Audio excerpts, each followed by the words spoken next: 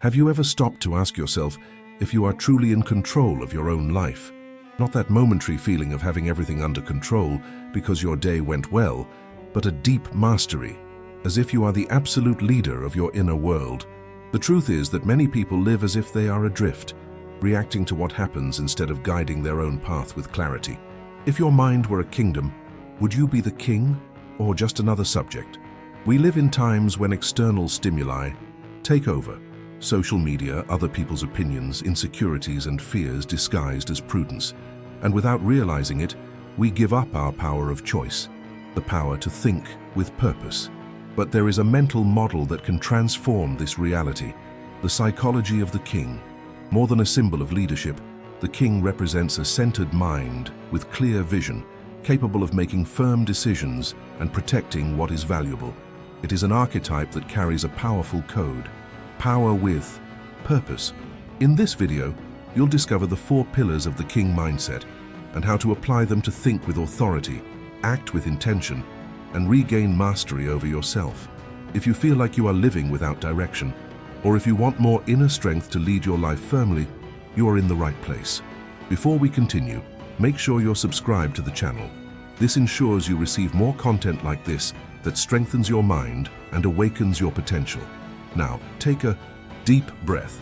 You are about to take the first step towards sitting on your throne. The king archetype, a mind with a throne. To occupy the throne of one's life, one must understand what it truly represents. And this is where the king archetype comes in. In Jungian psychology, archetypes are universal models of human behavior. They exist in the collective unconscious, a kind of symbolic database that influences our thoughts, emotions, and attitudes. The king is one such model, and perhaps one of the most powerful. He represents stability, order, a sense of direction, and legitimate authority. The true king does not need to shout to be heard. His presence alone commands respect. He is the center of balance in the kingdom. He does not live at the mercy of chaos, he structures chaos. He does not act on impulse, he decides clearly. He does not try to control others, he leads himself, and so others follow him. But not every king is a true king. There are distortions of this archetype that are dangerous. The tyrant king, for example, rules through fear. He needs to dominate everything, distrusts everyone, acts out of ego and insecurity. The weak king, on the other hand, is passive, inactive, seeks to please everyone, and fears confrontation. Both are unbalanced. Both have lost their center. The king psychology we're going to explore here isn't about ostentation or external control. It's about inner authority. It's about becoming the center of your own life, making conscious decisions, protecting what matters, and building with determination. It's about governing your own mind with wisdom and long-term vision. Imagine for a moment that your life were a real kingdom. What are your borders, your decisions, your relationships? Are you ruling or just surviving within the walls? This metaphor is not just poetic, it is functional. Because when you see yourself as a king, you begin to act like one. And action is what turns intention into reality. In the next chapters, we'll dive into the 4 pillars that support this powerful mindset. But before we build the castle, we need to take a bold look at what exists today. And that's exactly what we're going to do now. Kingdom in chaos, how lack of purpose weakens the mind. Before any construction can be done, it is necessary to see the ruins. Many people today live in a kind of invisible realm, an inner space where there is no direction, no leadership, only reactivity. These are people with enormous potential, but who wake up every day without knowing where they are going, and so they spend their energy just surviving. It's like living in an abandoned castle. The doors are open, any external influence enters, values are forgotten, priorities are confused. And the worst part, the throne is empty. The absence of purpose is like a black hole inside the mind. It pulls everything into nothingness. Without a clear why, every decision becomes a burden. Every criticism becomes a sentence. Every distraction becomes a refuge. Procrastination, fear of failure, comparison with others, all these symptoms are common when the king is not present, and in that state, the mind loses power. You start following what's trending, what everyone else is doing, or what seems easiest. But the king's path was never the easy path. It was the meaningful path. The lack of internal leadership also generates a type of toxic silence, the one in which you listen to everyone but yourself. You know you need to change. You feel like you're not living the life you should, but the internal chaos speaks louder. I'll look into that later. Not now. I'm not good enough. This is how the kingdom is crumbling, not with a scream, but with the silence of doubt, of omission, of self-sabotage. But here's the truth that perhaps no one has told you clearly. No one is going to take the throne of your mind for you. Not your boss, your partner, your friends, or your family. This is a responsibility that no one can take from you. And when you don't step up to the plate and take the lead in your own life, the world will do it for you. Now, if this content is already making you think differently, if it is opening space for reflections that you normally avoid, leave a like below.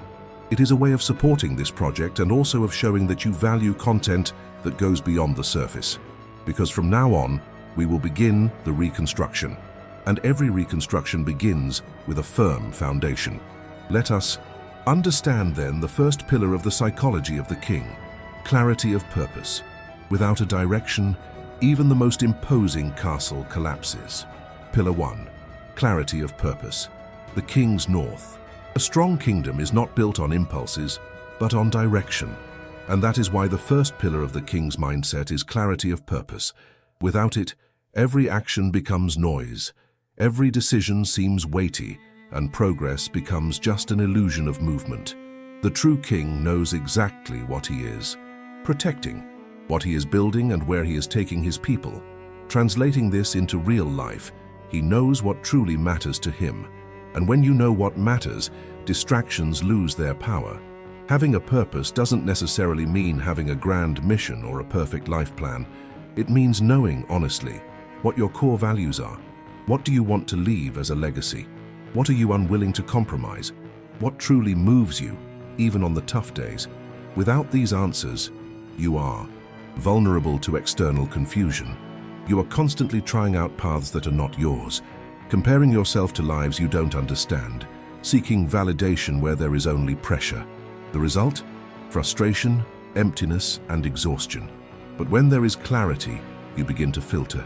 You filter your relationships, your work, your habits, and even your thoughts.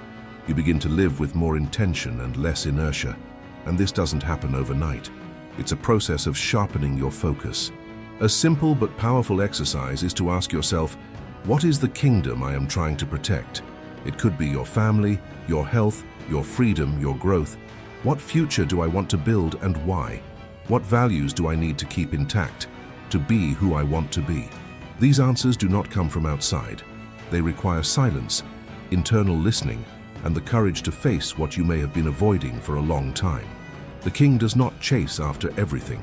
He chooses where to place his attention because he understands that where his attention goes, his energy goes. And where his energy goes, his reality is born. Clarity of purpose is what separates the warrior from the leader. The warrior responds to what appears. The king creates direction, even when there is no apparent path. He understands that sometimes it is necessary to give up the comfort of the moment to sustain the vision of the future. And more than that, he knows how to say no. Because when you have a strong yes inside you, a true purpose, the no's around you become easier to say. This is the beginning of transformation. With clarity, you begin to walk more firmly. With firmness, you begin to make decisions with more confidence. And with confidence, you begin to occupy the space that was once empty within you. Clarity doesn't eliminate fear, but it does organize chaos. It doesn't guarantee that everything will work out, but it does guarantee that you'll be in control, even when things get out of hand. And that's exactly where the second pillar of king psychology comes in: discipline and decision. Because there's no point in having a purpose if you don't act firmly to protect it. Discipline and decision. The king's sword clarity without action is just a pretty idea. That's why the second pillar of the king's mindset is discipline and decision-making. If clarity is the map, then discipline is the sword that cuts through the unnecessary. It's what shapes purpose. Discipline is not blind rigidity. It is commitment to what you consider essential. The king does not do what he wants when he feels like it. He does what needs to be done, even when he would rather rest. He understands that the throne requires posture, not just presence. Many people have grand ideas, noble dreams, and sincere desires, But what separates these people from those who build something real is disciplined action, repeated, firm, constant. Discipline is the art of protecting your vision with small daily acts. It's getting up early when it would be easier to sleep. It's saying no to distractions that get you nowhere. It's choosing the truth, even when it hurts. The king also knows how to decide, and deciding requires courage, because every true decision involves loss. When you choose one path, you give up all the others. But the king is not afraid of giving up. He understands that indecision is a form of weakness, a gap where fear grows. And the king's mind is not governed by fear, but by principle. The king's sword is symbolic. It represents his ability to cut through illusions, eliminate excesses, and protect what is vital. He does not allow himself to be dominated by fleeting desires or external pressures. He evaluates, chooses, and stands firm, even when no one is looking. If you want to develop this strength, start small. Establish a simple routine and execute it with precision. Choose a value of yours and make a decision today that honors it. And, most importantly, learn to keep your word to yourself. Because a king who does not keep his promises to himself loses the respect of his own army, that is, of his inner strength. Discipline also frees you from the prison of mood. You act because you have to, not because you feel like it. And little by little, your body and mind learn to trust you. And this trust is the basis of true self-esteem. Without discipline, clarity becomes frustration. With discipline, clarity becomes power. Now, I want to hear from you. What decision are you putting off that could change the course of your life if you made it today? Write it in the comments, even if it's just a short sentence. Sometimes sharing is the first step to taking action. And since we're talking about acting firmly, in the next pillar we'll address a silent but essential virtue, presence and self-confidence, because the king doesn't need to prove anything, he just needs to be there. Pillar 3, presence and confidence. The invisible crown. The king does not need to speak loudly to be noticed. He walks into a room and, without saying a word, everyone feels his presence. This is the third pillar of the psychology of the king, presence and confidence. Presence is different from appearance. While appearance can be manipulated, presence is felt. It comes from within, from a kind of alignment between mind, body, and spirit. When you are whole in yourself, the world notices, even if you don't say anything. And this presence begins with true self-confidence, not the forced, noisy kind that needs applause. The king's confidence is silent, firm, almost invisible, like a crown that cannot be seen, but that everyone recognizes. Presence is being where you are. It is not living in the past, nor getting lost in fantasies of the future. It is listening attentively, speaking with intention, moving with purpose, and most importantly, it is not apologizing for existing. When you position yourself with presence, the environment responds. People listen to you in a different way. You start to be perceived as someone who knows who they are, even if you are still under construction. Because more important than having all the answers is having roots. The root of presence lies in the relationship with silence. While many avoid silence for fear of what they will find within themselves, the king seeks it. He uses silence to observe himself, to feel his energy, to perceive where he is scattered and where he is firm. You can develop this presence in simple things: upright posture, slow breathing, firm gaze without haste but without escape, a voice that doesn't need to raise its tone to convey conviction, conscious pauses between words. These little signs communicate something profound. I don't need to rush or prove anything, I'm here. And being present in this day and age is a rare and powerful way to stand out. Furthermore, presence builds self-confidence, because when you allow yourself to be fully present in each moment, you begin to truly perceive yourself. You notice your reactions, identify patterns, recognize strengths, and this self-observation builds confidence because it shows that you are in control, even when emotions appear. Self-confidence is not the absence of doubt. It is the ability to move forward even when faced with it.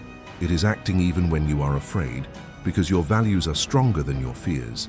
It is being at peace with yourself, even when the world questions your choices. This kind of confidence is what makes the king respected, not because it instills fear, but because it conveys solidity. People trust those who trust themselves, and self-confidence is contagious It doesn't need to be sold, it simply manifests itself. With clarity, discipline, and presence, the throne begins to solidify. But the true test of the king is yet to come, for power without purpose is but vanity. And so the next pillar is the noblest of all, to serve and protect. Pillar 4, serve and protect, the heart of the king. Real power is not measured by how much one commands, but by how much one cares. And so the fourth pillar of king psychology is to serve and protect. This is the heart of the king, the point where his strength turns into true purpose. The classic image of a king can be misleading. Many associate the archetype with domination, an inflated ego, and luxury. But the mature king is not a tyrant. He does not seek the throne to satisfy personal desires, but to protect what is valuable: his family, his principles, his mission. Serving is not about submitting, it's about leading with compassion. It's about being clear about what needs to be done, and at the same time being sensitive to how it impacts others. It's about being willing to give up your own comfort to support what creates meaning for you and those around you. The king protects the kingdom, but also the people within it. He does not allow his boundaries to be crossed, but he also does not allow others to be hurt by his negligence. He is firm, but he is fair. He is strong, but he is humane. And this balanced force manifests itself in simple attitudes. Protect your time, your energy, your decisions. Be there for those who depend on you. Honor your word. Taking care of your physical and mental health as a way to protect your future. Service is understanding that the world does not revolve around you, but that you have a role in the world. And the stronger that role, the more meaningful your existence becomes. The king is not at the top for his own sake. He is there because he has taken on the responsibility of carrying the greater good on his shoulders. And that requires maturity, courage, and a sense of duty. We live in times when serving is mistaken for weakness, but only those who are truly strong can serve without losing themselves, because serving without identity is submission, but serving with conscience is leadership. Protection, in turn, requires limits. You can't protect everything or everyone, but you can and should protect what you hold sacred: your focus, your truth, your vision. Saying no is often the noblest way to protect your purpose. This is where the king reveals himself completely, in his ability to unite power and heart, in the firmness of someone who knows what he wants, and in the generosity of someone who understands that everything he builds goes far beyond himself. If this content is helping you see life from a different perspective, with more structure, direction, and inner strength, leave a like below. This shows that you value this type of content and also strengthens the continuity of this journey that we are building together. Now that you've learned about the 4 pillars, it's time to put it all together. We've reached the moment of coronation, and this coronation doesn't happen with applause, it happens with decisions. Taking the throne is not an outward act, it is an inward movement, quiet, profound, transformative. And now that you have worked through the 4 pillars of king psychology, the moment of coronation has arrived. But make no mistake, being crowned king of yourself does not mean having everything under control. It means, above all, being willing to take responsibility for your own story. The king's mind is not perfect, but it is committed. It does not eliminate fear, but it governs it. It does not ignore challenges, but faces them with purpose. And it does not need the world's permission to exist. It is validated by the integrity with which it lives its values. This inner leadership begins with a small act, the decision to no longer run away from yourself. You don't need to be more productive, more intelligent, more charismatic. You need to be more true, more whole, more present. Transformation begins when you stop waiting to be ready to take action. You already have everything you need to begin this journey. Clarity can be refined, discipline can be trained, presence can be cultivated, a sense of service can be deepened, but the first step is now. Life will always present obstacles, noise, distractions. What changes is who is sitting on the throne when all this happens, and that throne is yours. It always has been. The question is, will you keep waiting or will you take charge? If this message spoke to you, if it awakened something that was dormant in you, then it's time to confirm your subscription to the channel. Because here, the goal is to constantly remind you of the power that already exists within you. The king you seek to be is not far away. He is waiting for you to act like one.